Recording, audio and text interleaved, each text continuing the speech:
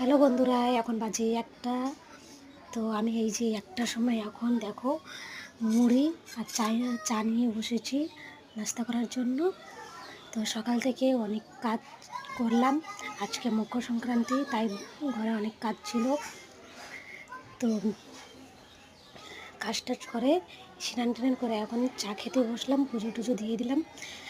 তো চা খাওয়ার পরে যাব আমরা পিঠা বানাতে। তো পিঠা বানাবো আমরা কিভাবে, তো আপনাদের সাথে শেয়ার করব। তো আমরা তো বাঙালি না, আমরা বিহারি, তাই আমরা বিহারি স্টাইলে পিঠা বানাবো। তো আপনাদেরকে দেখাবো।